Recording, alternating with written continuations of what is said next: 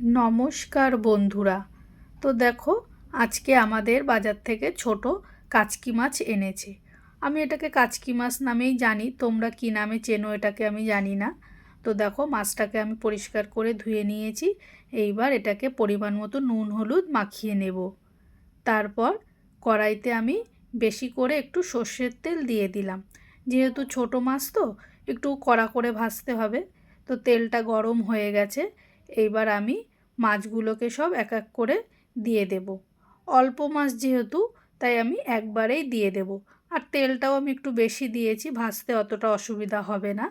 তো দেখো, মাছগুলো আমি দিয়ে দিলাম। তো আমার কিন্তু মাছ এক পিঠ ভাজা হয়ে গেছে। এইবার মাছটাকে আমি একটু উল্টে দেব। একটু সাবধানেই উল্টাতে হবে, যেহেতু ছোট মাছ তো ভেঙে যেতে পারে। তো দেখো, মাছটা আমি উল্টে দিয়েছি।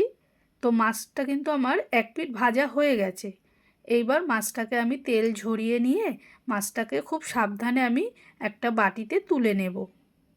তো বন্ধুরা, ছোট মাছ খেতে তোমরা কে কে পছন্দ করো আমাকে কিন্তু অবশ্যই কমেন্ট করে জানিও। তো দেখো, মাছগুলো কিন্তু আমি সব তুলে নিয়েছি। এইবার যে বাকি তেলটা ছিল, ওর মধ্যে আমি 1 চামচ কালো জিরে ফোড়ন দিলাম।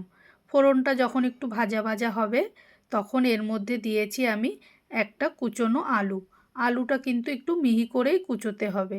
আর দিলাম এখানে বড় সাইজের 2টো পেঁয়াজ কুচোনো, আর স্বাদ মতন কাঁচা লঙ্কা, আর পরিমাণ মতো নুন হলুদ দিয়ে আমি এই সমস্ত কিছুকে কিন্তু ভালো করে একটু ভেজে নেব। তো দেখো, আমার কিন্তু আলু পেঁয়াজ লঙ্কা সব ভাজা হয়ে গেছে। এবার এর মধ্যে দিলাম আমি 2টো টমেটোর টুকরো। টমেটোটাকেও কিন্তু এর সঙ্গে ভালো করে আমি ভেজে নেব। তাহলে কি, ঝোলটা একটু মাখো মাখো হবে। তো দেখো, টমেটোটা কিন্তু নরম হয়ে গেছে। এবার এর মধ্যে দিয়ে দিলাম আমি ভেজে রাখা মাছ, আর অল্প করে জল। বেশি জল দেব না, যেহেতু এটা একটু গা মাখা ঝোল হবে, বেশি ঝোল হবে না। তো এটাকে নাড়িয়ে চাড়িয়ে নিয়ে আমি 10 মিনিট রান্না করে নেব।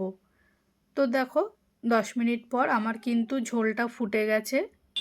তো 10 মিনিট পর, তো দেখো বন্ধুরা, আমি আবারও একটু নাড়িয়ে চাড়িয়ে দিলাম।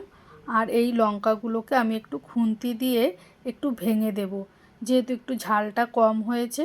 এই মাছ তরকারি কিন্তু একটু ঝাল ঝাল না হলে ভালো লাগে না। তো দেখো, আমি আবার নাড়িয়ে দিলাম। এই দেখো কীরকম ঝোল রেখেছি, এরকম কিন্তু গামাখা ঝোল রাখতে হবে। তো এবার আমি নামিয়ে নিয়েছি। তো বন্ধুরা, আজকে আমার এই কাচকি মাছের চচ্চড়ি রেসিপিটা তোমাদের কেমন লাগলো আমাকে কিন্তু অবশ্যই কমেন্ট করে জানিও। আর রেসিপিটা যদি ভালো লেগে থাকে অবশ্যই কিন্তু একটা লাইক করে দিও।